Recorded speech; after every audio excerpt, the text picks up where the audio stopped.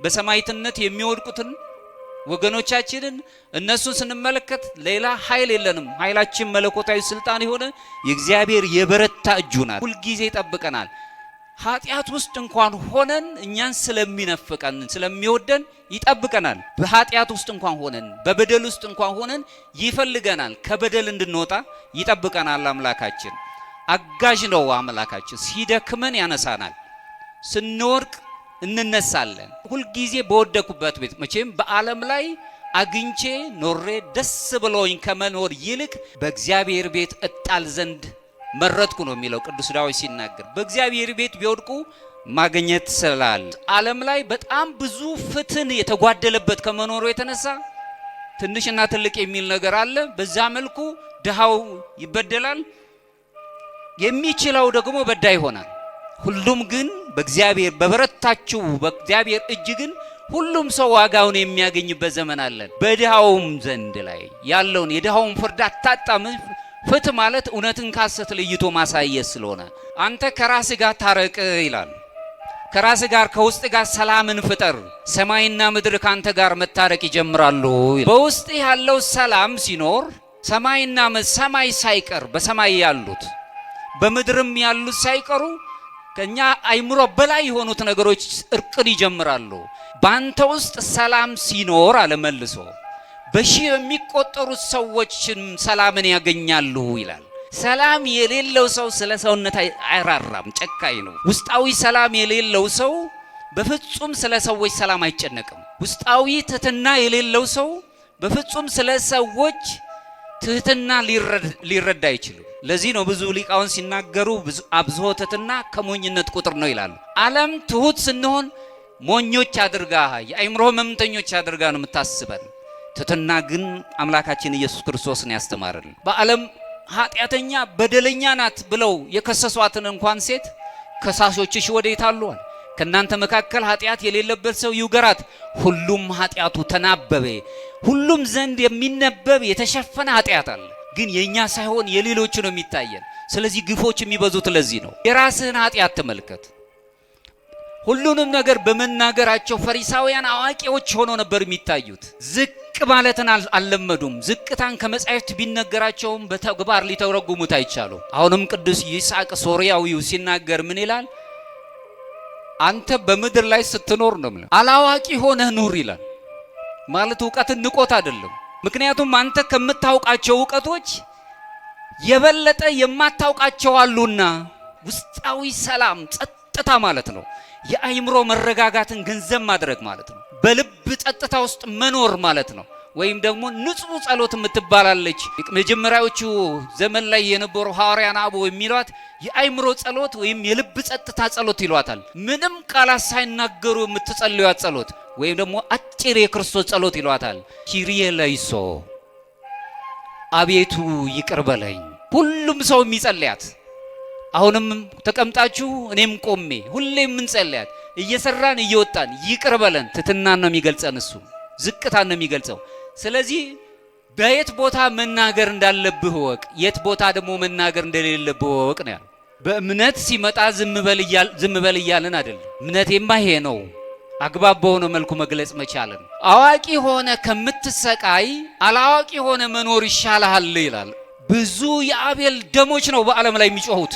ብዙ ኃላፊነት አለብን በወገኖቻችን። ዛሬ አሁን ከመካከላችን ውስጥ ያሉ ብዙ የሰው ጆሮ የራባቸው ምግብ ላይሆን ይችላል፣ ከኪሳችን አውጥተን የምንሰጣው ነገር ላይሆን ይችላል።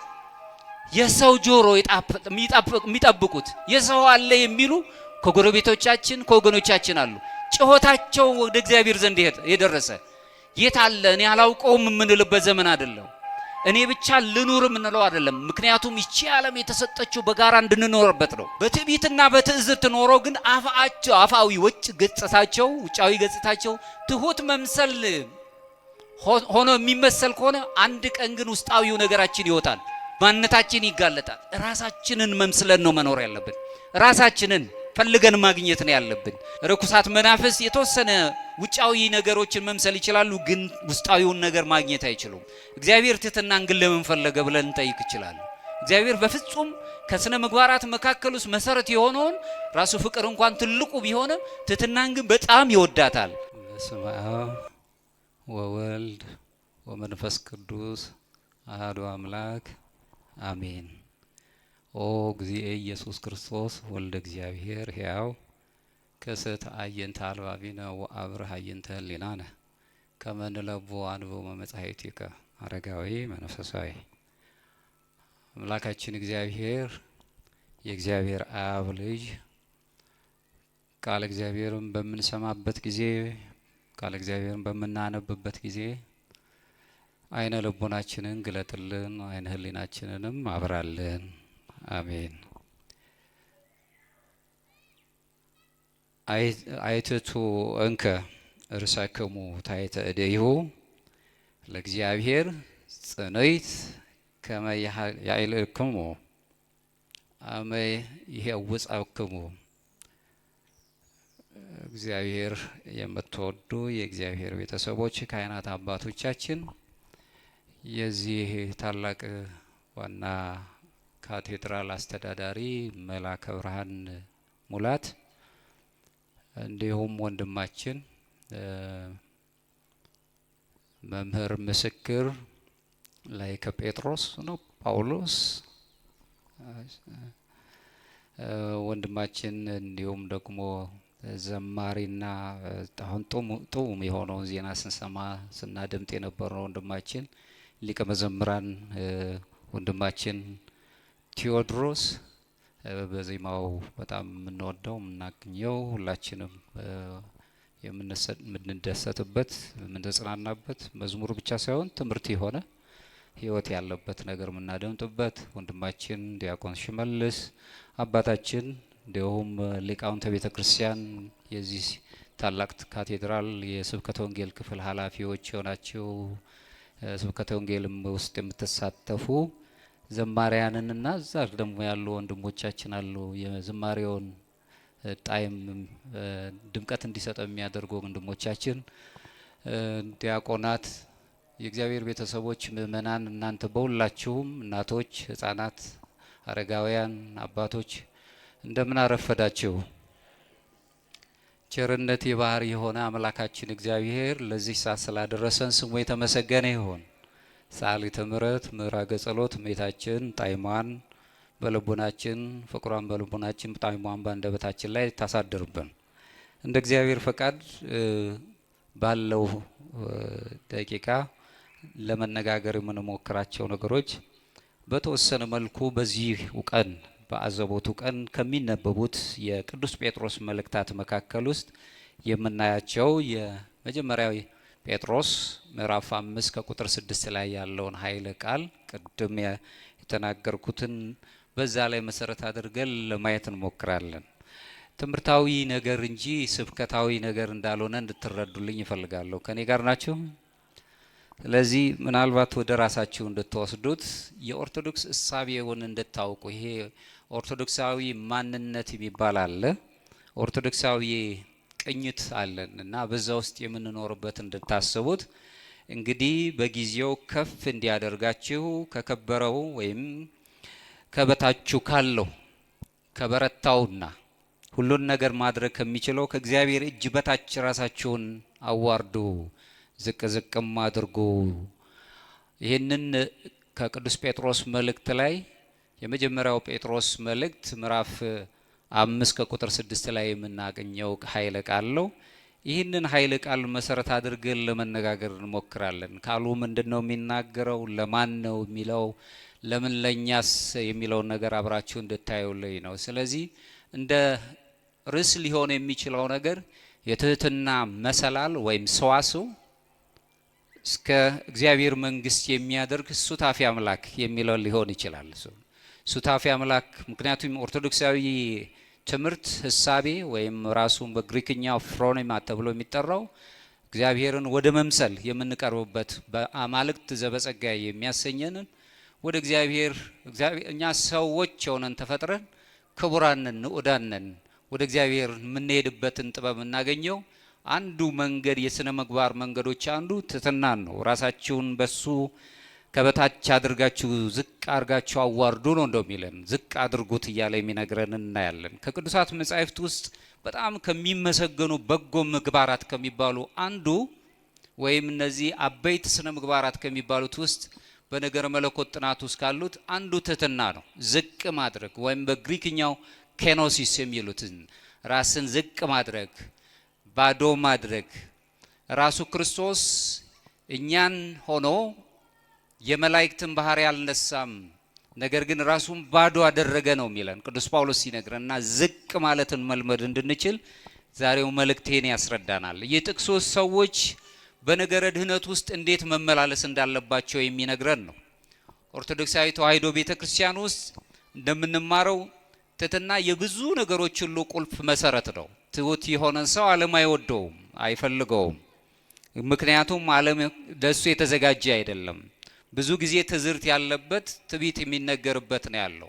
ከዛ የተነሳ ብዙ ግፍ ይደርስባቸዋል ትሁታን ክርስቲያኖች፣ ብዙ መከራ ውስጥ ይኖራሉ። ነገር ግን ከትህትናው ወጥተን በኃይል እንድናስብ ያስገድዱናል። ከዛው እንድንወጣ የሚያደርግ ነገር ግን የለንም። ቃሉ የሚነግረን በምትገፉበት ጊዜ ቢሆንም ነው የሚለው። የተፈጠርንበትን ፍጥረት እንድናስብ ዋናውን ነገር እንድንመለከት ነው የሚያደርገን። ስለዚህ የኦርቶዶክሳዊ መንፈሳዊ ትውፊት ውስጥ የቅብብሎሽ ያለው የቤተክርስቲያን ትምህርት ውስጥ ክርስቲያናዊ ሕይወት ብዙ ጊዜ ወደ ላይ ነው የሚመለከተው፣ እርገትን ነው የሚያየው። ከታች ያለ ሰው ወደ ላይ እንዲሄድ ይህንን ነው የሚመለከተውና ዝቅ የሚል ሰው ከፍ ይላል ብሎ ነው የሚናገረው። ከፍ ያለውም ደግሞ ዝቅታን ነው የሚሰጠው። ከፍታን ትሰጣለች ያለም በኋላ ወደ ዝቅታ ውስጥ ትመራናለች። እግዚአብሔር ጋር ግን ስንሄድ ዝቅ ያለውን ሰው በምድር ላይ እንኳን መጻተኛ የሆነውን ሰው በእግዚአብሔር ዘንድ የከበረ ንዑድ ነው፣ በጣም መልካም ነው። ዝቅ ያለ ሰው የለም። በሰው በተፈጥሮ ውስጥ ዝቅታ በሰው ሰውኛው ቋንቋ ባህሪው ዝቅ አይልም። ስጋው ክቡር ነው፣ ነፍሱ ጽድቅ ያላት ናት። በነፍስ ብቻ ሳይሆን መንፈስ የሚባል ደግሞ ማንነት አለን። በዛ ውስጥ ደግሞ እግዚአብሔርን እናገኘዋለን።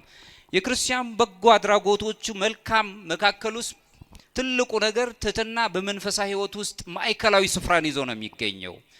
መጀመሪያ ኃጢአት ሁሉ በምድር ላይ የመጣው ከትህትና በመራቅና ትዕቢትን ገንዘብ አድርጎ በመሄድ የሰው ልጆች በዚች በምድር ላይ እንዲወድቁ ምክንያት ሆኗቸዋል። እሱን የምናይበትን ነገር እናያለን። ትዕቢት መላእክትን በመላእክት ደረጃ ይገለጹ የነበሩ በሰማያት ሁሉ ይኖሩ የነበሩትን እንኳን ሳይቀር ዝቅ አድርጓቸዋል። ሳጥናኤልና ሰራዊቱን ዝቅ ያደረጋቸው ከትዕቢት አንጻር ነው። ትህትና ግን ሰዎችን ወደ ሱታፊ አምላክ ልዕልና ያለበት ከፍታ ነው የምትወስዳቸው። ዝቅ ያለ ይመስለዋል፣ ነገር ግን ከፍታን ያገኝባታል። ይህ ማለት ከእግዚአብሔር ጋር በህብረት መኖርን መልመድ ማለት ነው።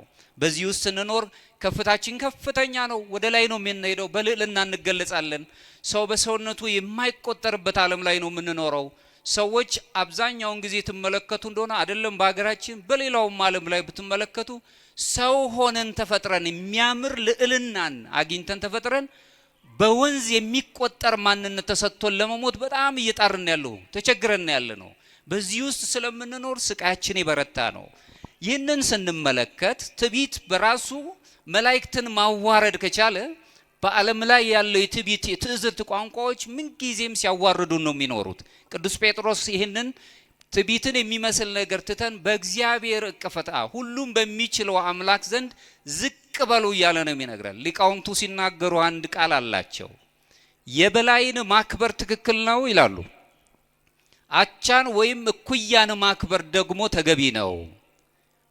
የበታችን ማገልገል ግን አምላክነት ነው ይላሉ። ከኔ ጋር ናቸው? ዝቅ ብሎ ያገለገለንን አምላክ ማለት ሳንወደው የወደደንን አምላክ ዝቅታ ያለበትን ነገር መርጦ እኛን ከፍ ለማድረግ አሳረገን። ያው ቅዱስ ባስልዮስ የተባለው የቤተ ክርስቲያን ታላቅ አባት ሲናገር ያልተዋሃደውን አላሳረገውም ነው የሚለው። እኛን ስለሆነ ስጋችንን ስለለበሰ ክርስቶስ እኛኑ ራሱ አሳረገን። ልባችን ሰማያዊ እንዲሆን አደረገን። በአብ ቀኝ ተቀምጦ አዳም በትዕቢት ይፈልጋት የነበረችው አምላክነት በሱታፌ አምላክነት ወይም በጸጋ አማልክት ዘበጸጋ የሚያሰኘውን ማዕረግ አግኝቶ አዳም ከኛ እንዳንዱ ሆነ የሚለውን ትርጉም ወይም ደግሞ ትንቢት እንዲፈጸም አደረገን።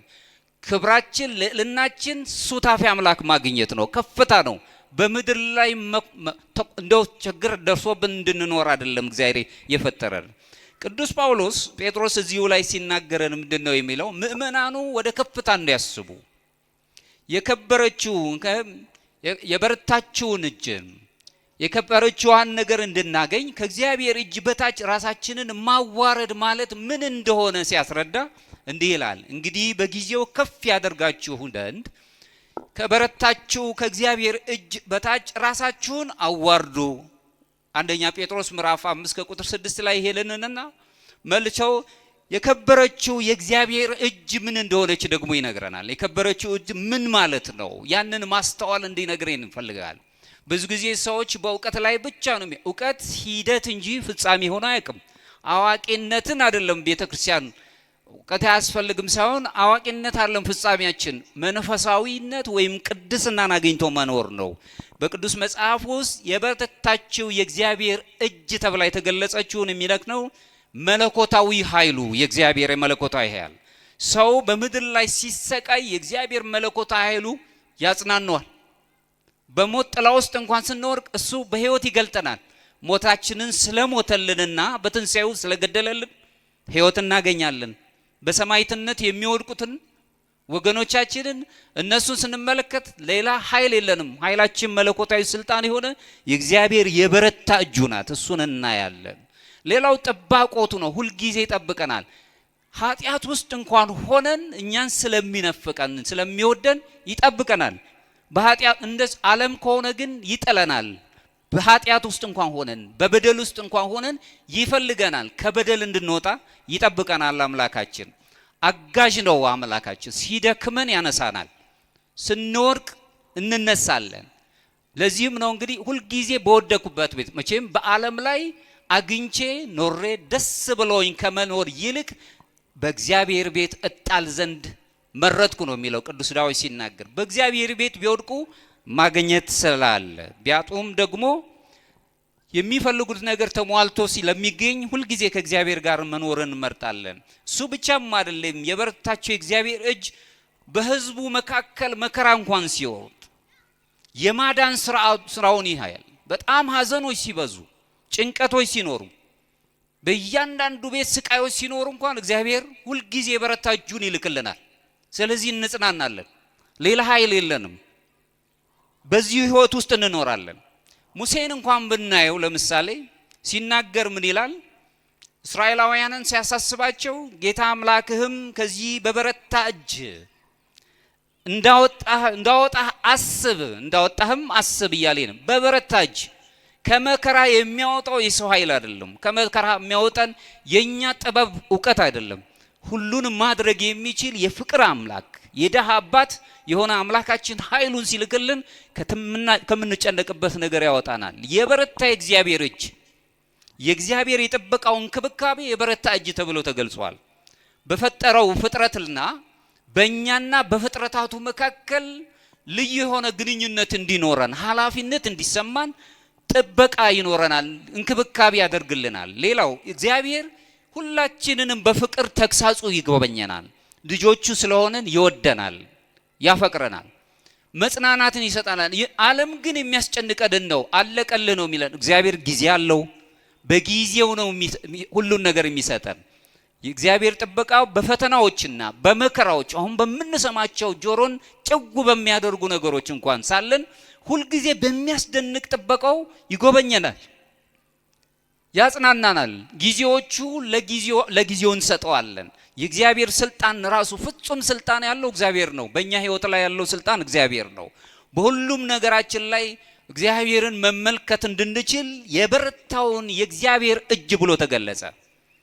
በሆነው ዘመን ላይ በመጀመሪያ ክፍለ ዘመን እስከ ሁለተኛ ክፍለ ዘመን የነበረው ቅዱስ ኢግናቲዮስ ወይም አግናጢዮስ የሚባለው ምጥው ለአንበሳ ተብሎ የተገለጸው አባት በሮም በነበሩት ጭፍሮች እጅ ወድቆ በመከራ ውስጥ እያሳደዱ ከአንጾኪያ ወደ ሮም ከወሰዱት በኋላ ከኔ ጋር ናችሁ?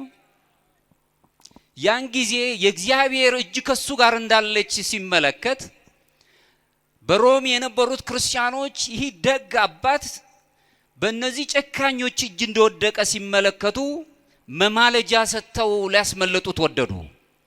አግናጢዮስ የተባለውን ቅዱስ አባት። ሮማውያን ደግሞ አንድ ስርዓት አላቸው። ክርስቶስን የሚከተሉ የሚያምኑትን ሁሉ ወደ አናብስት ጉድጓድ ውስጥ ወይም ደግሞ ራሱን የቻለ ትርኢት ሰርተው ከአናብስት ጋር ያታግሏቸው ነበርና መጨረሻ ላይ በአናብስት ተበልተው ይሞቱ ነበር። አግናጢዮስ ምጥው ለአንበሳ የተሰጠው እሱ ነበር ዕጣው። በዚህን ጊዜ ምን አለ? የሮም ክርስቲያኖች ወገኖቼ ሆይ ያለ ያለ ጊዜው አትራሩልኝ ያለ። ከኔ ጋር ናችሁ? ያለ ጊዜው አትራሩልኝ። አሁን እኔ ስንዴ ነኝ፣ በአናብስት አፍ ውስጥ ተፈጭቼ ቀርብ ዘንድ ወደድኩኝ። እኔ ንጹሕ የክርስቶስ ስንዴ ነኝና ያለ ጊዜ የሆነ መማለጃ ሰጣችሁ ከነዚህ ከጨካኞች እጅ አታስመልጡኝ አለ። ስም ኢትኩን ስም በሐሰት ምስክር ሆኖ በሰማዕትነት አሁን ዛሬ ቅዱስ የሚል ሰማዕትነት ተቀብሎ ነው የሚኖረው። እሱን እናስበዋለን። ከኔ ጋር ናቸው? ዝቅ ብሎ እኔ ለክርስቶስ ስንዴ ነኝ፣ ስንዴ መባ እንደሆነ ሁሉ በመስዋዕትነት ለቤተ ክርስቲያን እንደሚቀርብ ሁሉ እኔ ስንዴ ነኝና እባችሁ ያለ ጊዜው መባን ሰጣችሁ፣ እጅ መስጫ ሰጣችሁ ከጭፍሮቹ እጅ አታስመልጡኝ። አሁን ሰማዕትነትን እፈልጋለሁ፣ ጊዜው አሁን ነው፣ ወደ እግዚአብሔር ዘንድ ቀርብ ዘንድ የእግዚአብሔር የበረታ እጁ ታደነኛለች ብሎ ተናገረ። ከኔ ጋር ናችሁ? ብዙ መከራ ውስጥ አለን። አሁን የምንሰማቸው ብዙ መከራዎች ናቸው። እግዚአብሔር ግን የበረታ እጁ የሚያድነን ስለሆነ ከሞት በኋላ ሁሉ እንጽናናለን፣ ደስ ይለናል። ያለፉትን አባቶች፣ ወንድሞች፣ እህቶች፣ ሕፃናትን ሳይቀር በሰማዕትነት ስንመለከት እንጽናናለን። ለምን? የበረታው የሆነ አምላካቸው ዘንድ ነው ሄዱት። እኛም ወደዛ ለመሄድ እናፍቃለን።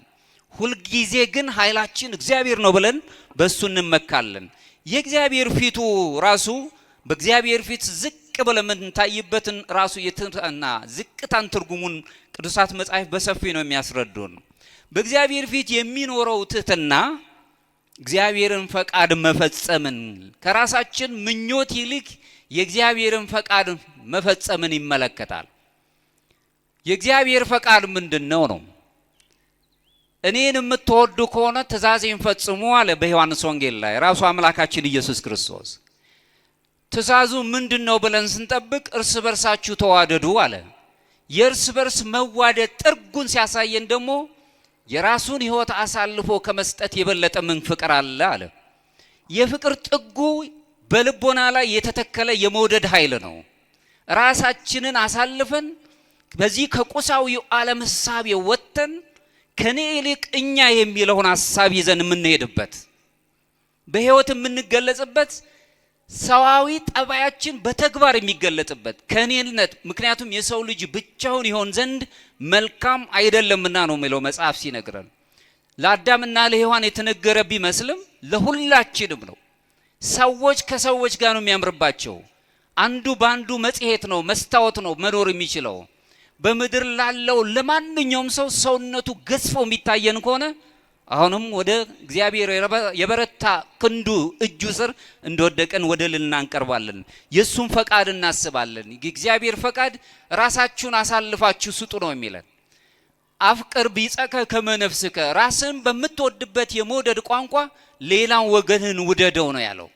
መውደድ፣ ለራስ ፍቅር ማድላት።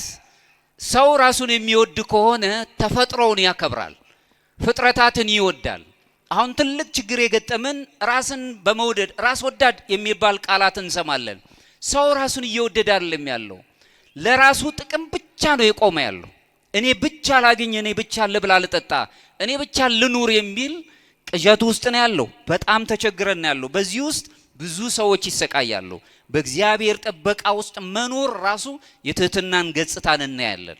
በእግዚአብሔር ታዛዥነት ውስጥ ደግሞ ስንኖር በማናቸውም ሁኔታ ውስጥ ወኩን ማህይምነ እስከ ለሞት ነው የሚለን ራዕይ ዮሐንስ ላይ የምናነበው። እስከ ሞት እስከ ህቅታ ድረስ የመጨረሻው ትንፋሽ ድረስ የታመንኩን ለህሊናችን ታማኝ መሆን፣ ለምናደርገው ነገር ታማኝ። ሰዎች ያዩልናል ብለን አይደለም፣ ላስተማረን ላኖረን ሳይማር ላስተማረው ማህበረሰብ ታማኝ መሆን። እመኒ እወ ወእመኒ አልቦ ያዕቆብ የሚነግረን ነው። እውነቱን እውነት ሐሰቱን ሐሰት ማለት መልመድ። ምክንያቱም ብዙ ጊዜ እውነት በመናገር ዓለም ላይ ስቃይ አለ። ውሸቶች ተደርበው እውነቶች ሆነዋል። የውሸት እንደውም እውነት በራሱ አማናዊት ሳትሆን አንጻራዊት ናት። በአንድ መንደር እውነት ያለው በሌላ መንደር ሐሰት ሆና ትቀርባለች። በእግዚአብሔር ዘንድ በኦርቶዶክሳዊት እይታ ውስጥ ያለች ቤተክርስቲያን ግን እውነት አንጻራዊት ናት፣ አትሸራረፍም። ምክንያቱም እግዚአብሔር እውነት ስለሆነ እሱም ብላ ነው የምታምነው። ስለዚህ ኢትሚጥ ፍትሐ ነዳይ ወኢትአምጽ በፍትሕ ነው የሚለን መጽሐፋችን ሲነግረን። ፍርድም አታጓድ፣ ድሃውንም አትበድል፣ እውነቱን እውነት ሐሰቱን ሐሰት በል ነው የሚለን መጽሐፍ ሲነግረን። ይህንን ስንመለከት ዓለም ላይ በጣም ብዙ ፍትህ የተጓደለበት ከመኖሩ የተነሳ ትንሽና ትልቅ የሚል ነገር አለ። በዛ መልኩ ድሃው ይበደላል፣ የሚችለው ደግሞ በዳይ ይሆናል። ሁሉም ግን በእግዚአብሔር በበረታችው በእግዚአብሔር እጅ ግን ሁሉም ሰው ዋጋውን የሚያገኝበት ዘመን አለን። በድሃውም ዘንድ ላይ ያለውን የድሃውን ፍርድ አታጣም። ፍትህ ማለት እውነትን ከሐሰት ለይቶ ማሳየት ስለሆነ፣ ሌላው በመለኮታዊ ተግሳጽ ሁል ጊዜ በትዕግስት መኖር ትሕትናም ብሎ ነው የሚገልጸው። እግዚአብሔር ይገስጸናል። ተቀነዩ ለእግዚአብሔር በፍርሃት ወተሐሰዩ ሎቱ በረአድ ነው የሚለን ቅዱስ ዳዊት ሲነግረን፣ ለእግዚአብሔር በፍርሃት ተገዙ መገዛታችሁም ደስ እያላችሁ ነው ብሎ ተቃርኖ ያለበት ቃላቶችን ይነግረናል። በፍርሃት ተገዙ ይለንና ደስ ይበላችሁ ደግሞ ይለናል። ፍርሃት ሌላ ጎን ነው፣ ደስታ ደግሞ ሌላ ገጽታ ነው። ነገር ግን ደስታችሁ ደስ እያላችሁ ቅዱስ በሆነው ፍርሃት ማለት ነው። ልጅ አባቱን በሚፈራበት የአክብሮት ፍርሃት ለእግዚአብሔር ተገዙ እንጂ እግዚአብሔር በሰማይ ሆኖ ይህንን ሰማይ የሻፎ ድንጋይ አድርጎ ጥሎ ያጠፋናል ብለናል። ለማምላካችን እንፈራው የፍቅር ፍርሃት እንፈራዋለን። ስለዚህ በፍቅር ፍርሃቱ ስንኖር እግዚአብሔር ይገስጸናል፣ ይመክረናል። እሺ በእጄ ስንል ልባችን ሲታረቅ እግዚአብሔር ይሰማናል። በዚህ መኖር ራሱ ትሕትና ብሎ ገልጾታል። ሌላው በእግዚአብሔር ትእዛዝ ውስጥ ታዛዦች መሆን፣ በብዙ መንኩ ታዛዥ መሆንን መልመድን መቻል በራሱ ትሕትና ነው ራሱን የቻለ። ሌላው ትሕትና እንደ መንፈሳዊ ጥንካሬ ተገልጻ በኦርቶዶክሳዊ መንፈሳዊ ትምህርት ውስጥ ትገለጻለች። እሱ ነው ያለ ዓለም ራሱ በዓለም እይታው ስንመለከት ትሕትና ብዙ ጊዜ ድክመትን ነው የሚያሳየው። ምክንያቱም በዓለም ሰለጠን ባለው ይሄ ቁሳዊው ዓለምና እኔነት የበዛበት ዓለም ላይ ስትመለከቱ ትሁት የሆነ ሰው አላዋቂ ነው ወይም የአእምሮ ህመምተኛ ነው። ከኔ ጋር ናችሁ? በእግዚአብሔር አገር በክርስትና ህይወት ግን ትሕትና ህይወት ነው። የጥንካሬ የብስለት ምልክት ነው። ከድክመት የምንወጣበት ነው። ኦርቶዶክሳዊ ትውፊት ውስጥ የሚያስተምረው እውነተኛ ትሕትና የመንፈሳዊ ጥንካሬያችን የምናሳይበት ነው። በራስ ወዳድነት በራስ ፈቃድ ከመገደፍ ይልቅ ለእግዚአብሔር ፈቃድ እንድንደገፍ በእግዚአብሔር ፈቃድ ውስጥ እንድንኖር ትሕትና መንገድን ትሰጠናለች። ይህንን ነው ቅዱስ ጴጥሮስ የሚነግረን። ሌላው በአብዛኛው ጊዜ ቅዱስ ጴጥሮስ ከሚያስረዳን አንዱ የሚገልጽልን በእግዚአብሔር በዚህ በከበረችው እጅ ስር ትሑታን ሆነን ራሳችንን አዋርደን ስንኖር የናቁን እንኳን በዓለም ላይ የናቁን እንኳን ከፍታችንን አንድ ወቅት ይረዳሉ፣ ሰውነታችንን ይረዳሉ። በጣም በሚደንቅ ሁኔታ ሰው ሆኖ ተፈጥሮ ማነህ ተብሎ የሚጠየቅበት ዘመን ላይ ነው ያለ ነው። ሰው ነው፣ ሰውን ማነህ ተብሎ አይጠየቅም። ሰው መሆኑ ብቻ በቂ ነው።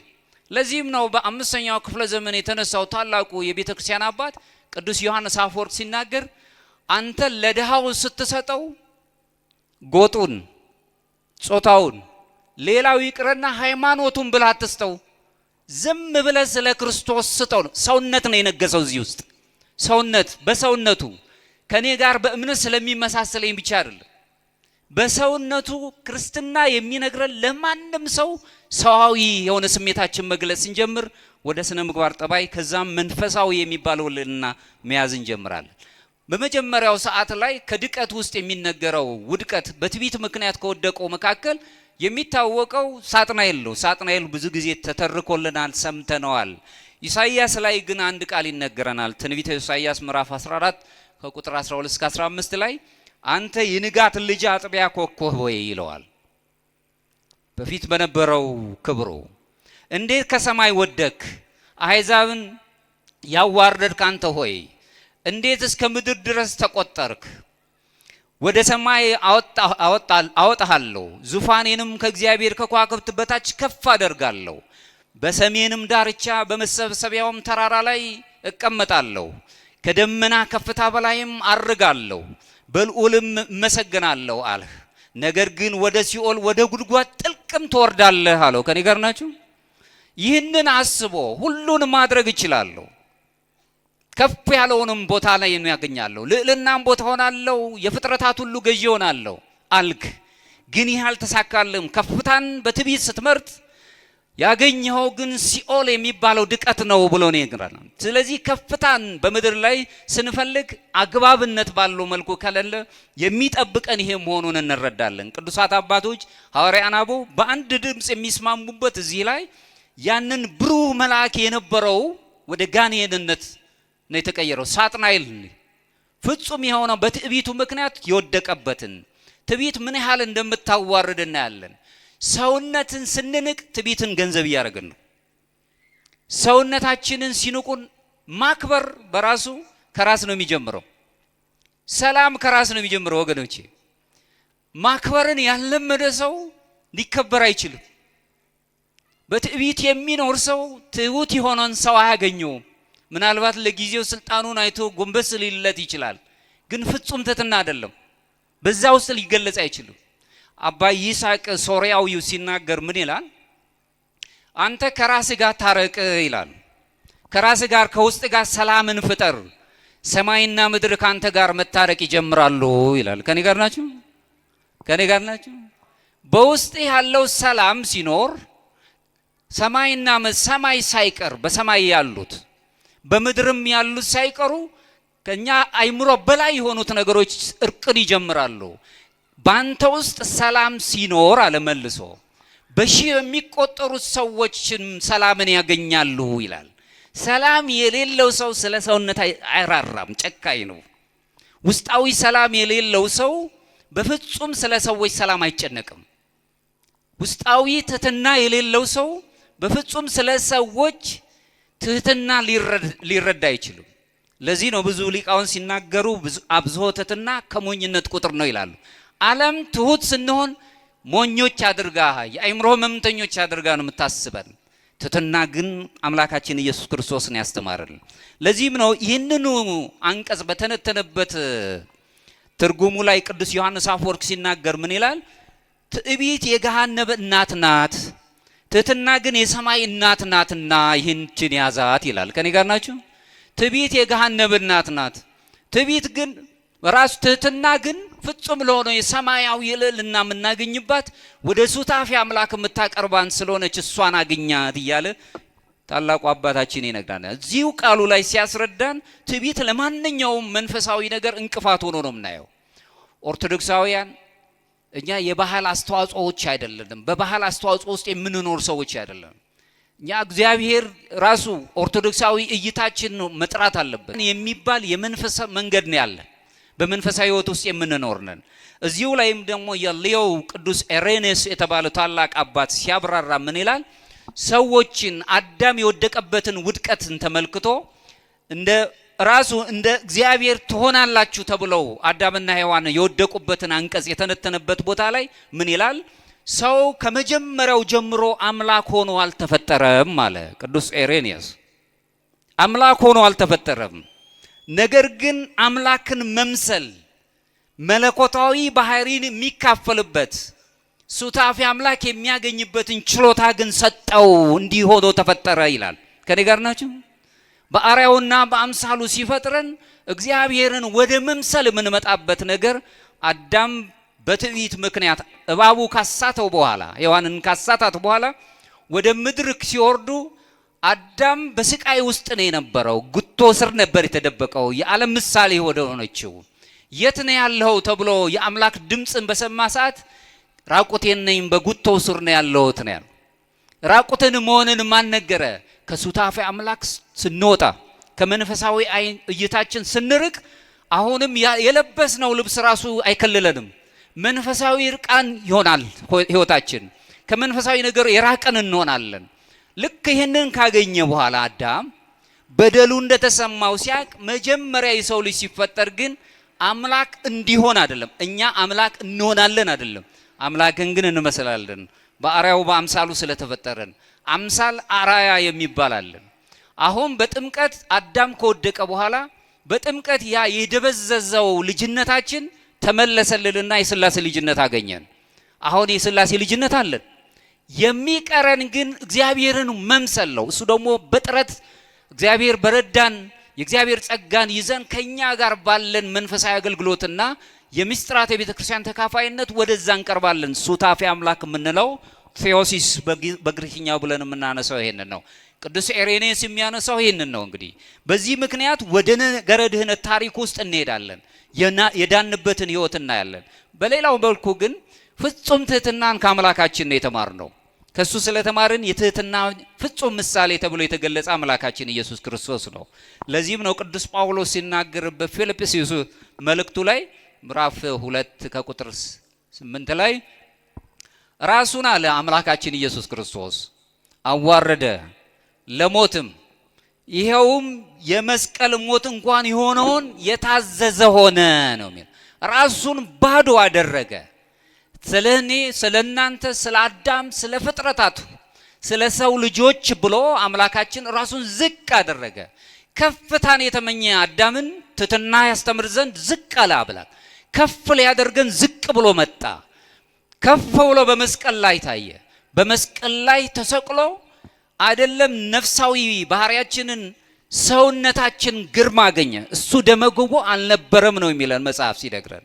በመስቀል ላይ ሆኖ በደም ታጥቦ በደም ውስጥ ሆኖ ደሙን አፈሰሰልንና እሱ ግን ደመግቦ አልነበረም። አዳም ከወደቀ በኋላ ውበቱ የሰውነት ውበቱ ጠፍቶ መንፈሳዊ ህይወቱ ጠፍቶ የነበረውን በደሙ ከመለሰለት በኋላ ደመግቦ አደረገን እኛን። ከኔ ጋር ናችሁ? ደመግቦ ያደረገን አምላካችን ኢየሱስ ክርስቶስ በመስቀል ላይ ሆኖ ዓለምን ነፃ ወጣ። የዓለም ነፃ የወጣበት ምልክት ሰጠንና ልጅነታችን በደም ታጠበ። አንትሙ ታቦቱ ለእግዚአብሔር የሚለን ለዚህ ነው። የእግዚአብሔር ቤተ መቅደሶች እናንተ ናችሁ፣ የመንፈስ ቅዱስ ማደሪያ ናችሁ። ቅዱስ ጴጥሮስም ቅዱስ ጳውሎስም የሚስማሙበት ነገር ግን በደሙ ዋጋ ስለተገዛችሁ የራሳችሁ አይደላችሁም ብሎን የግል ማንነታችንን ጥያቄ ውስጥ አስገቡት።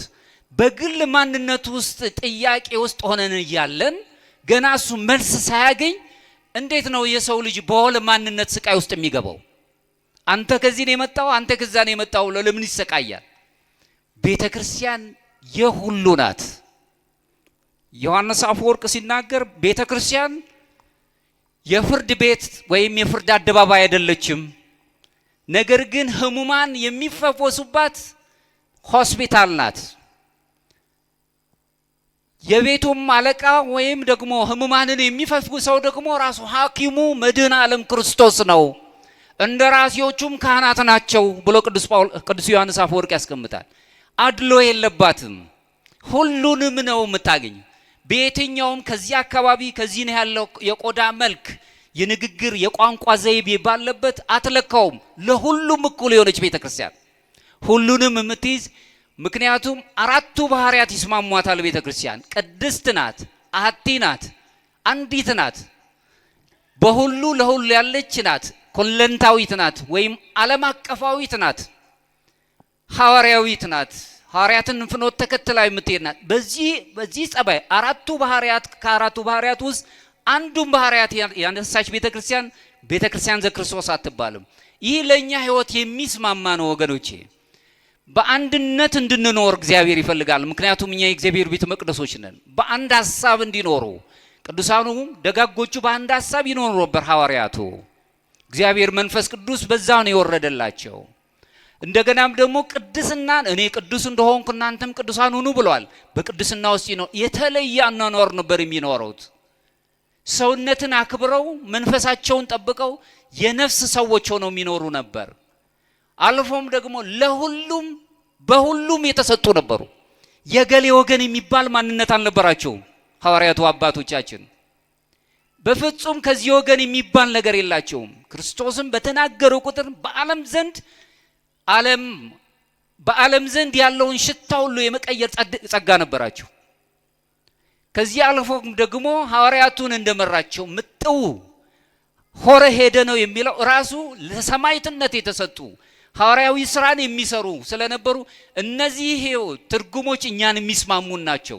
በዚህ ህይወት ውስጥ ስንኖር ራሳችንን ዝቅ አድርገን የልዕልናውን ከፍታ መያዝ እንችላለን።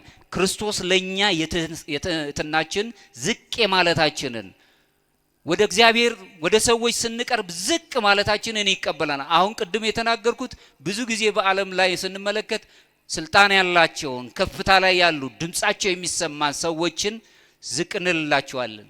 አሰላምታችን ሁሉ ይቀየራል።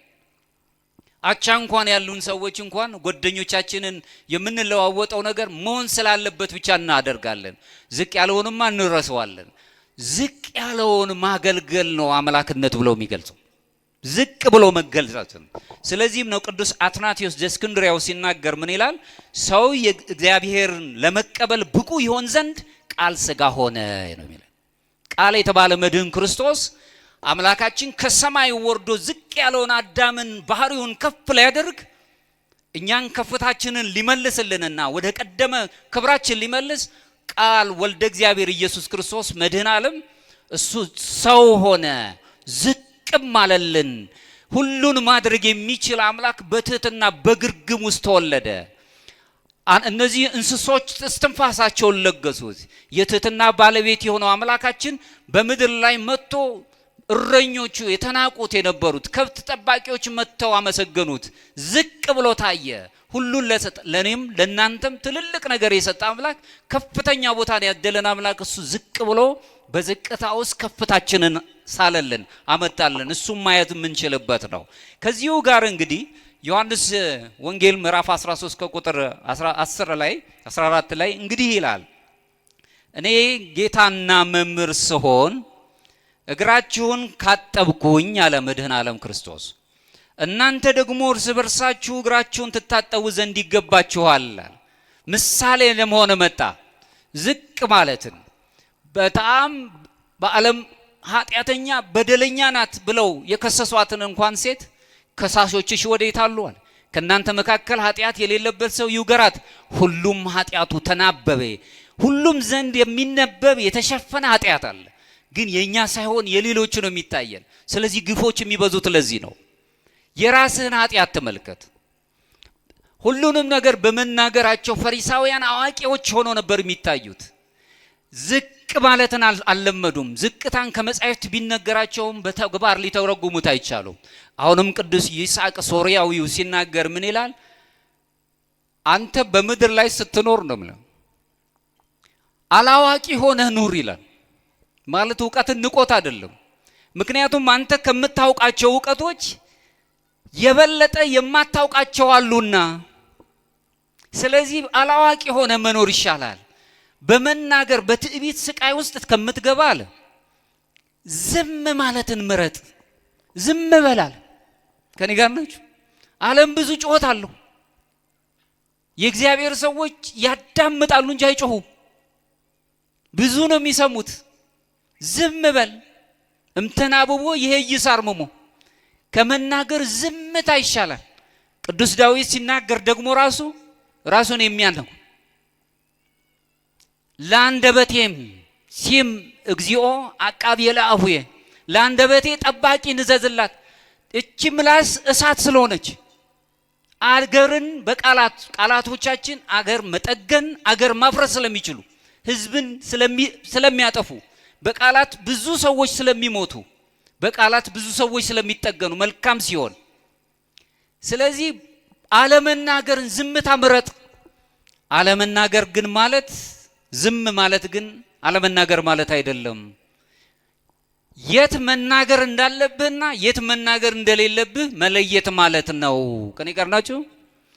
ዝም ማለት ዝም ስንል አላዋቂዎች መሆን ማለት አይደለም፣ ወይም መሸነፍ አይደለም፣ መንበርከክ አይደለም። ዝም ሲሉ የልብ ጸጥታ እናገኛለን። በዚህ በኦርቶዶክሳዊ መንፈሳዊ ትምህርት ውስጥ የምናየው በኦርቶዶክሳዊ በግሪክኛው የሚነሳው ሄዚኪያ ወይም ሄዚኪያዚዝም የሚባለው ሄዚኪያ ማለት ውስጣዊ ሰላም ጸጥታ ማለት ነው። የአእምሮ መረጋጋትን ገንዘብ ማድረግ ማለት ነው። በልብ ጸጥታ ውስጥ መኖር ማለት ነው። ወይም ደግሞ ንጹህ ጸሎት የምትባላለች የመጀመሪያዎቹ ዘመን ላይ የነበሩ ሐዋርያን አበው የሚሏት የአይምሮ ጸሎት ወይም የልብ ጸጥታ ጸሎት ይሏታል። ምንም ቃላት ሳይናገሩ የምትጸልዩት ጸሎት ወይም ደግሞ አጭር የክርስቶስ ጸሎት ይሏታል። ኪሪየ ለይሶ አቤቱ ይቅር በለኝ። ሁሉም ሰው የሚጸልያት አሁንም ተቀምጣችሁ እኔም ቆሜ ሁሌም እንጸልያት እየሰራን እየወጣን ይቅር በለን ትትናን ነው የሚገልጸን። እሱ ዝቅታን ነው የሚገልጸው። ስለዚህ በየት ቦታ መናገር እንዳለብህ ወቅ፣ የት ቦታ ደግሞ መናገር እንደሌለብህ ወቅ ነው ያለው። በእምነት ሲመጣ ዝም በል እያልን አይደለም። እምነቴማ ይሄ ነው አግባብ በሆነ መልኩ መግለጽ መቻለን። አዋቂ ሆነ ከምትሰቃይ አላዋቂ ሆነ መኖር ይሻላል ይላል። አዋቂነት ስቃይ ነው አሁን። ምክንያቱም ዕውቀቱ ራሱ በጥበብ የታሸ ዕውቀት አይደለም። የኦርቶዶክስ ዕውቀት በጥበብ የተቃኘ ዕውቀት ነው። በዛው ምክንያቱም ዕውቀት ብቻውን አያሻግረንም። ከዕውቀት ጋር ጥበብ ግን ማሻገር ይችላል፣ ለትውልድ ይተርፋል። እሱን ይዘ መኖር አለብህ ነው የሚለው። ስለዚህም አለ ክርስቶስ ትሕትናውን ያስተማረን በቃል ብቻ አይደለም፣ በተግባር ነው። መስቀል ላይ ውሎ ነው ትሕትናውን ያሳየን። ደም ተከፍሎልን ነው ትሕትናውን ያሳየን። ትሑታን መሆን አንደበታችን የሰላ ንጹህ ነገሮችን መናገር የምንችል። አዎ እንደምትጠይቁኝ አምናለሁ። ይህ ዓለም እኮ ትሕትናችን እንደ ሞኝነት ቆጥሮታል። ዓለሙ እሱን ነው የሚነግረን። በሞኝነት ብዙ ሰማዕትነት ሞኞች ናቸው እየተባሉ ሰማዕትነት ብዙ ደም ፈሷል፣ ወደ እሳት ተጥለዋል፣ በመጋዝ ተጠልቷል። አንድም ቃል ግን ከእግዚአብሔር ከኃይሉ ከእጁ በረከት ወደ ኋላ አላሉም። ትሑት የሆነውን ሰብዕናቸውን ያሳዩት። እንደውም ቅዱስ በዚህ በዮሐንስ ወንጌላዊው መምህር በነበረበት ጊዜ ያለው ፖሊካርፕ የተባለው ታላቅ አባት የዮሐንስ ወንጌላዊው ደቀ መዝሙር ነው። 86 ዓመት ሆኖት ሳለ በዘመኑ የተነሱት አላውያን እጅ ውስጥ ወደቀና ፍርድ ቤት ቀረበ። በፍርድ አደባባይ ሆኖ አንተ እድሜ ገፋ ሽማግሌ ነህ፣ እድሜውን ምክንያት አደረጉት።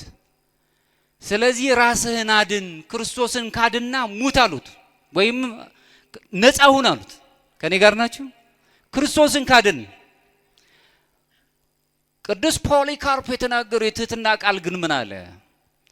እኔ 86 ዓመት ሙሉ አምላኬን አገለገልኩት፣ እሱም አልበደለኝም። እንዴት ዛሬ አምላኬን ሰድበዋለሁ አለ። መካድ ስድብ ነው። ከኔ ጋር ናችሁ? አምላካችንን ስንክድ እየሰደብነው ነው። ኃጢአት አይሰረይም ነው የሚለው። መንፈስ ቅዱስን የሰደበ ኃጢአቱ አይሰረይም። እንዴት አምላኬን ሰድበዋለሁ? ዘመኔም አልቋል። ምን ያህል ዘመን እንድኖር ነው? ስለዚህ አምላኬን አላስቀይመውም። ዘመን ሙሉ አገልግየዋለሁ። አሁን የመጣውን ነገር ለመቀበል ዝግጁ ነኝ አለ። ትሑት ሆኖ ራሱን ገለጸ። ከሚያጠፉት ከሚበድሉት ጋር አልታገለም። ይሁን ባካችሁ ትንሽ ልቆይ አላለም። መቆየት የሚችልበትን ትንሽ መላ ሰጥተውት ነበር። የለም በዚህ ውስጥ አልገለጥም፣ እሱን ሳገለግል ለነበርኩት ራሱ ወደ እሱ ዘንድ ነው የሚሄደው፣ አልሰደበውም አምላኬን አለ።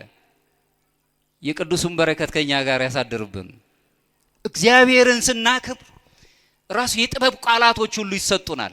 በልግስና ውስጥ መኖርን እንጀምራለን። ከእግዚአብሔር ጋር መኖርን እንግዲህ እኔ ጌታና መምህር ስሆን እግራችሁን እንዳጠብኩ እናንተም ደግሞ ለሌሎቻችሁ። አሁን እሱ ብቻ አይደለም። በኦሪቱ ትመለከቱ እንደሆነ ቃየል አቤል ገሎ ሲመጣ ወንድሙን አቤልን ገሎ ሲመለስ የአቤል ደም ስትጮህ ወንድምህ ቃየል የት አለ አለው። የአቤል የወንድሜ ጠባቂ ነኝ ብሎ መለሰ። ብዙ የአቤል ደሞች ነው በዓለም ላይ የሚጮሁት። ብዙ ኃላፊነት አለብን በወገኖቻችን። ዛሬ አሁን ከመካከላችን ውስጥ ያሉ ብዙ የሰው ጆሮ የራባቸው ምግብ ላይሆን ይችላል፣ ከኪሳችን አውጥተን የምንሰጣው ነገር ላይሆን ይችላል። የሰው ጆሮ የሚጠብቁት የሰው አለ የሚሉ ከጎረቤቶቻችን ከወገኖቻችን አሉ። ጩኸታቸው ወደ እግዚአብሔር ዘንድ የደረሰ የት አለ እኔ አላውቀውም የምንልበት ዘመን አይደለም። እኔ ብቻ ልኑር የምንለው አይደለም። ምክንያቱም ይቺ ዓለም የተሰጠችው በጋራ እንድንኖርበት ነው። በአምስተኛው ክፍለ ዘመን የነበረው ከሐዋርያን አበው መካከል አንዱ ቅዱስ አምብሮስ ዘሚላን የተባለው አባት ሲናገር ምን ይላል? አንተ ለድሃው ስትሰጠው የራሱን ታስረክበዋለህ። ምክንያቱም ይቺ ዓለም የተፈጠረችው ለሀብታሞች ብቻ አይደለም ለሌሎችም ጭምር እንጂ። ይህንኑ ቃል ደግሞ የሚጋራው ታላቁ የዘመኑ የነገረ መለኮት መምህር የተባለው ሜትሮፖሊታን ካልስቶስ ወር ሲናገር ምን ይላል? የክርስትና ጉልላት ትልቁ አሁን የምናየው ጉልላት ከፍተኛውም ልዕልና ይህ ነው። ይኸውም የጋራ ጥቅም የሆነውን ነገር መሻት ነው። እኔ ብቻ ልብላ፣ እኔ ብቻ ልኑር የሚለው ክርስትና አይደለም። አብረን መብላት መጠጣት አለብን ሲሆን እኔ በቃኛል ብለን ሙሉን የምንሰጠው ድምጽ ላጣው ሰው ድምጽ የምንሆነለት አግባብ ባለበት መልኩ ትሁት ሆነን ከትዕቢት ነጽተን። ስለዚህ ይሄንን የምናገኝበት ከሆነ አሁንም ወደ እግዚአብሔር አምላካችን እንሄዳለን። እግሩን ማጠብ እግራቸውን ሲያጠር ስርዓት ነው። አምላካችን ዝቅ ብለው ሐዋርያቱን እግር ሲያጠብ መለኮታዊ ትህትናውን ግን ገልጿል። አምላካችን ትሁት የሆነው አምላካችን ዝቅ ብሎ ወደ እግር አባቶቻችን እጅ ሲነሳሱ ዝቅ ነው የሚሉት። ለባለስልጣን ብቻ አይደል ለሁሉም ነው። ሕፃኑም አምላክ አለው መልአክም ይጠብቀዋል። ለሁሉም ሰው በሰውነቱ ክቡር ነው። እሱን ማየት የምንችልበት ነገር ነው። ሌላው የትህትናን ትልቅ መሰረት የምናነብባት የሰው ልጆች የትህትና ከፍታ ምሳሌ የምትሆነው የመድኃኔ ዓለም ክርስቶስ ቴዎቶኮስ ተብላ የተገለጸችው ቅድስት ድንግል ማርያም ወላዲተ አምላክ ናት። ባጭሩ ሰዓቴም ስለሌለ እሷም ስትጠየቅ መልአኩ ሲነግራት እንዴት ይሆንልኛል አንድ ብላቴና፣ ነገር ግን አለች እነሆ የጌታ ባሪያ እንደ ቃል ይሆንልኝ። ዝቅ ብላ አገልጋይ ነኝ እኔ፣ እንደ ቃል ይሁን ይደረግ፣ ይሄ ይሁን አለች። በትህትናዋ ምክንያት እግዚአብሔር ከፍጥረታት ሁሉ በላይ የነበረውን ከፍታ ከፍ እንድትል አደረጋት። ስግው የሆነው ቃል ረቂቅ የሆነው የማይጨበጠው በጠባብ ደረት ባጭር ቁመት ተወስኖ ለዚህ ክብር የምትበቃዋን ድንግል ማርያምን መርጦ ትህትናዋን ወዶላት በትህትና ልዕልና ውስጥ አምላካችን እኛን ሊያድን ከቅድስት ድንግል ማርያም ከስጋዋ ስጋ ከነፍሷ ነፍስ ነሳ። ስለዚህ የባሪያይቱን መዋረድ አይቷልና ብላ ጸለየች። ዝቅ የሚሉትን የሚጎበኛ አምላክ ነው ያለን። የትህትናን ትልቅ የከፍታን ምሳሌ የምናንባት ድንግል ማርያም ናት። በዚህ ሕይወት ውስጥ ስንኖር አሁንም በዚህ ጎርጎርዮስ ፓላማስ የተባለውን የድንግል ማርያምን ትህትናን በገለጸበት አንቀጹ ላይ ምን ይላል? ትህትና ድንግሊቱን ሰማይ የማይችሉትን እርሱን ለመቀበል ብቁ ሰማያት የሰማያት ሁሉ ሰማይ የሆነውን አምላክ እሱን እንድትወስድ ብቁ አደረጋት ይላል። ትህትና ድንግሊቱን ሰማያት የማይችሉትን እርሱን ለመቀበል ሰማያት ይችሉት የማይችሉትን ሁሉ መላእክት የማይዳስሱትን ሁሉ እንድትሸከም ብቁ አደረጋት ብሎ ጎርጎርዮስ ፓላማስ የሰባተኛው ክፍለ ዘመን የቤተ ክርስቲያን ታላቅ አባት ይህንን ገልጿል። በዚህ ሕይወቱ ስንሄድ እኔ የጌታ ባሪያ ማለትን መልመድ እንድንችል ትህትናን ከድንግል ማርያም ተማርን። በጊዜው ትመለከቱ እንደሆነ ቅዱስ ጴጥሮስም ሲናገር በትምህርቱ በጊዜው ከፍ እንዲያደርጋችሁ ከበረታው ከእግዚአብሔር እጅ በታች ራሳችሁን አዋርዱ። ጊዜ ተገልጿል።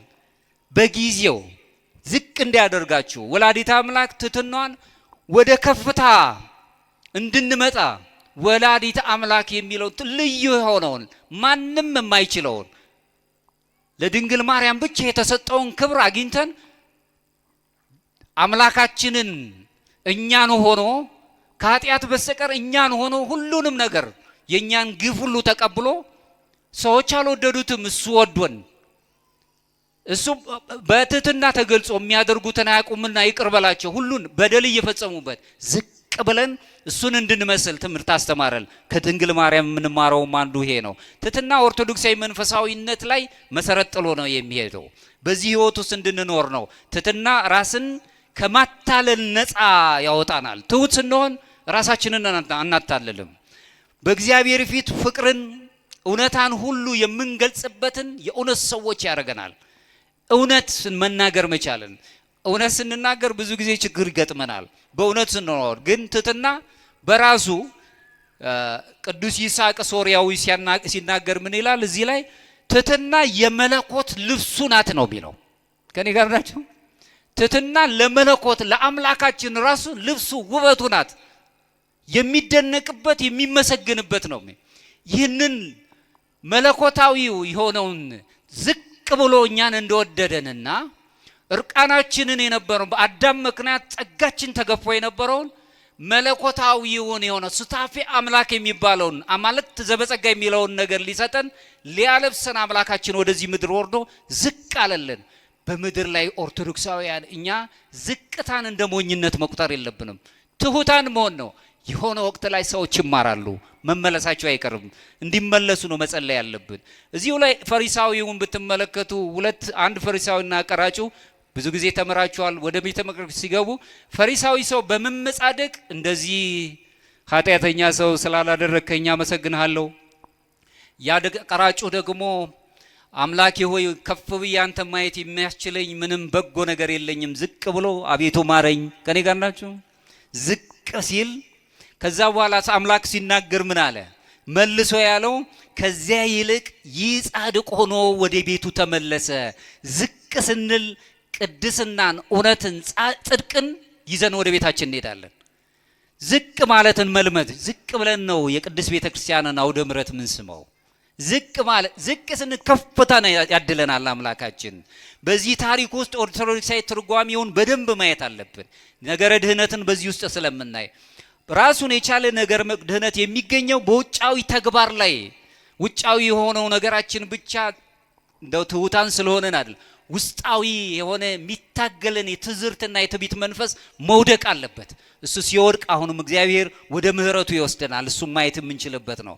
የመጨረሻውም አነሳው ይህንን ትሕትናን ማየት የምንችልበትን ዮሐንስ ዘሰዋስው የሚባል የመሰላል 30 መሰላልን ስሎ በተለይም ለባሕታውያንና ለመነኮሳት በሚገልጸው አንቀጹ ላይ ለሁላችንም በሚመች አይነት መልኩ የጻፈው ጽሑፍ አለ። እዚህ ጽሑፉ ላይ ራሱ ምን ይላል? ዮሐንስ ዘሰዋስው ጋኔል ሊመስለው ወይም ሊያሸንፈው የማይቻለው ብቸኛው በጎ ነገር ትሕትና ብቻ ነው አለ። ከኔ ጋር ናችሁ? ሁሉንም ነገር መምሰል ይችላል። እብርኩስ መንፈስ ጻድቅም መምሰል ይችላል። ጿሚም ጸላይም ሊመስል ይችላል። ሊያስቀድስም በሚመጣ አይነት መልኩ መስሎ ሊመጣ ይችላል። ነገር ግን በጣም የሚቸገረው ትሁት ሆኖ መምሰል አይችልም። ለምን? ውድቀቱ በትዕቢት ስለሆነ። ሰዎች ትሁታን ሳይሆን ውስጣቸው ትሁታን ሳይሆን በትዕቢትና በትዕዝት ኖሮ ግን አፋዊ ውጫዊ ገጽታቸው ትሁት መምሰል ሆኖ የሚመሰል ከሆነ አንድ ቀን ግን ውስጣዊው ነገራችን ይወጣል፣ ማንነታችን ይጋለጣል። ራሳችንን መምስለን ነው መኖር ያለብን። ራሳችንን ፈልገን ማግኘት ነው ያለብን። ስለዚህ እሱን መምሰል አይችልም ነው የሚለው። በዚሁ ላይ ይህ አባባል ልዩ የሆነ ባህሪ ነው የሚገልጸው። ርኩሳት መናፍስት የተወሰነ ውጫዊ ነገሮችን መምሰል ይችላሉ፣ ግን ውስጣዊውን ነገር ማግኘት አይችሉም። እግዚአብሔር ትሕትናን ግን ለምን ፈለገ ብለን እንጠይቅ ይችላል። እግዚአብሔር በፍጹም ከስነ ምግባራት መካከል ውስጥ መሰረት የሆነውን ራሱ ፍቅር እንኳን ትልቁ ቢሆንም ትሕትናን ግን በጣም ይወዳታል። ሐዋርያው ቅዱስ ያዕቆብ ሲናገር ምን ይላል? በያዕቆብ ምዕራፍ 4 ላይ እግዚአብሔር ትዕቢተኞችን ይቃወማል፣ ለትሑታን ግን ጸጋን ይሰጣቸዋል ይላል። እጅግ የተቆራኘ ፍቅር አለው ከትሕትና ጋር ዝቅ ማለትን። እሱም ስላሳየን ዝቅ እንድንል ይፈልጋል። በተመሳሳይ መልኩ ቅዱስ ዳዊትም በመዝሙረ ዳዊት መዝሙር 38 ላይ ከቁጥር 6 እግዚአብሔር ልዑል ነውና ዝቅተኛውንም ያያል አለ። ዝቅ ያለውን ይመለከታል። የወደቀውን ማየት የሚችል አምላክ ይፈልገናል።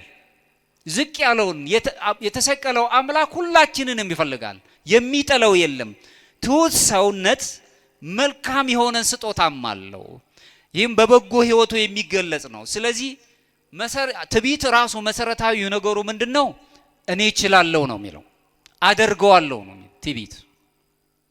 ትሕትና ግን ምን ጊዜም ችሎታውን ለአምላክ ነው የሚሰጠው። እግዚአብሔር ይችላል፣ በእግዚአብሔር ኃይል አለን፣ እግዚአብሔር ያከናውንልናል፣ በእግዚአብሔር ጥበብ ውስጥ ሁሉ እንኖራለን ነው የሚለው። ቅዱስ ዮሐንስ አፈወርቅ ሲናገር ምን ይላል መልሶ? ትሕትና የበጎ ምግባራት ሁሉ ስር፣ እናትና ሞግዚት፣ መሰረትና ማሰሪያ ናት ይላል።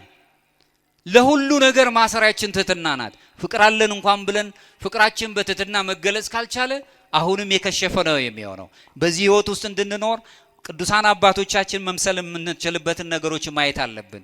የአምላኬን ሕማም መስል ዘንድ እቀበል ዘንድ አቤቱ ፍቀዱልኝ። ቅድም አግናጢዮስ ምጥውላ አንበሳ የተናገሩት እባካችሁ ክርስቲያኖች ወይ መማለጃ ሰጣችሁ በምድር ላይ ተቅበዝብዤ ከምኖር አሁን እንኳን አለ የአምላኬን ሕማም ተቀብዬ እሱን እመስል ዘንድ ፍቀዱልኝ አለ። እግዚአብሔርን መስለን እንድንኖር ዓለም አይፈቅድልንም። እኛ ግን ከዚህ ዓለም ጠባይ ወጥተን ከቁሳዊው ዓለም ይህ ማለት ሳትበሉ ሳትጠጡ ኑሮ ሳይኖራችሁ ሳትነግዱ ዝም ብላችሁ ኑሩ ማለት አይደለም። እንዲሁ ዝም ብሎ በተቀመጣችሁበት ከሰማይ ይወርዳል ማለት አይደለም። የምትሰሩት እንዲባረክ እውነተኞች ሁኑ። የምታገለግሉት አገልግሎት ዝቅታ ባለበት ወደ ከፍታ የሚያድግ ይሁን። እግዚአብሔር ይባርክላችኋል። ቅዱስ ፖሊካርፕም የሚያስቀምጥልን ነው። በጊዜው ሲል በጊዜው እያንዳንዱን ቅዱስ ያዕቆብ ሲያነሳ ራእዩን ገና እስከ ተወሰነ ጊዜ ድረስ ነውና እያለ የሚነግረናል ቅዱስ ዕንባቆም ከትንቢተ ዕንባቆም ምዕራፍ 2 ከቁጥር 3 ላይ። ስለዚህ ወደ ሱታፌ አምላክ ሊያመጡ የሚችሉትን ነገሮች በደንብ ተገንዝበ መሄድ አለብን። በዚህ ውስጥ ስንኖር እግዚአብሔር አምላካችን የልዕልናውን ጥግ ይሰጠናል። እንደ መጨረሻ የምናየው ምናልባት ማጠቃላይ የማደርገው ነገር እንዴት በተግባር እንግለጸው ነው። በትህትናን አንደኛ ተግሳጽና በተግሳጽ ህይወት ውስጥ የምንኖርበትን የደስታ ህይወታችንን ፈልገን ማግኘት አለብን። ተግሳጽን መውደድ አለብን። ተግሳጽ ቸል የሚል የራሱን ነፍስ ይንቃል። ዘለፋን የሚሰማ ግን አይምሮውን ያገኛል ወይም ደግሞ ዕውቀቱን ጥበቡን ይገለጽለታል። ይህ ምሳሌ 15 ላይ የምንረዳው ነው። ክርስቶስ ደቀ መዛሙርቱን እኔ እንዳደረኩላችሁ እናንተ ደግሞ እርስ በርሳችሁ ምሳሌ ሆናችሁ አድርጉ ብለው እንደሰጣቸው ሌሎችን በፍቅር ማገልገል መልመድ አለብን። ማፍቀር አለማፍቀር አንችልም። ፍቅር ተፈጥሯዊ ነው። ሰዎች አፍቅሩኝ ብሎ ማስገደድ አይችሉም እንጂ እንደውም አልፎ ተርፎ ገዳዮቻችንን እንኳን እንድናፍቅር ጠላቶቻችን ውደዱ ነው ያለን። የክርስትናው ትልቁ ጥግ በጣም ከባዱ ፍቅር ጠላትን መውደድ ነው። በዚህ ውስጥ እንድንኖር ነው። ክብር ለእግዚአብሔር መስጠት፣ ሰዎችን ማድነቅ ማክበር መልመድ አለብን። ለትህትና ዘወትር በጸሎት ምንለምን ጌታ ኢየሱስ ክርስቶስ ሆይ የእግዚአብሔር አብ ልጅ አቤቱ እኔን ማረኝ ይቅር በለኝ እግዚኦ መሐረነ ክርስቶስ የምንለውን ነው።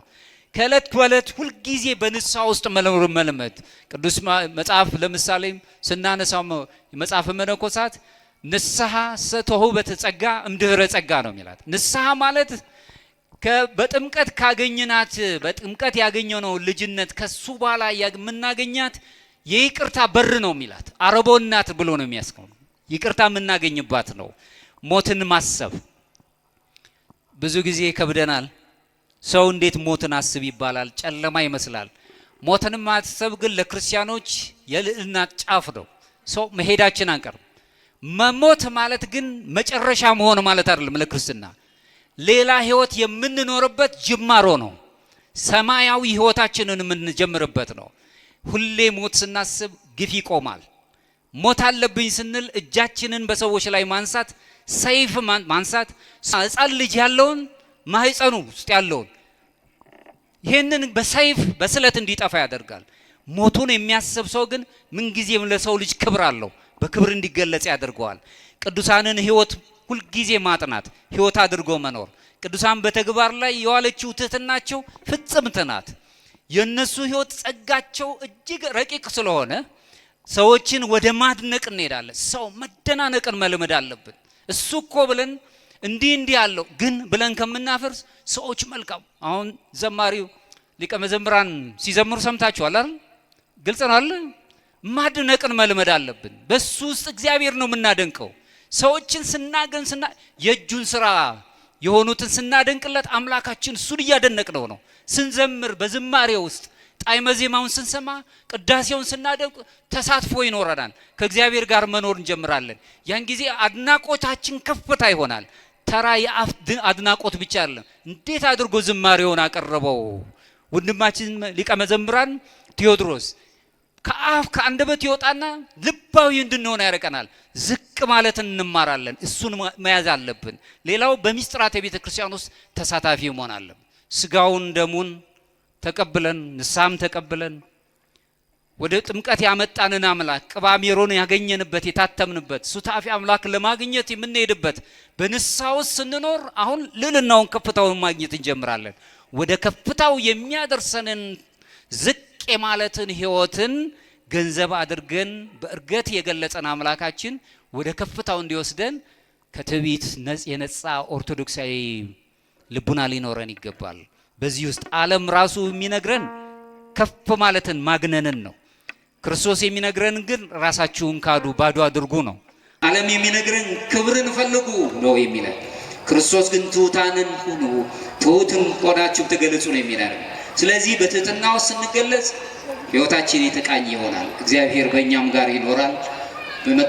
የመጣብን ሁሉን ነገር እግዚአብሔር ከሀገራችን ከዓለማችን ላይ አንስቶ የትዕቢትን መንፈስ የአጋንንትን መንፈስ ሁሉ አጥፍቶልን እኛም በትሕትና ተገልጸን በዝቅታችን ውስጥ ወደ ልዕልና እንዲመልሰን የአምላካችን የእግዚአብሔር ቅዱስ ፈቃድ ይሆንልን።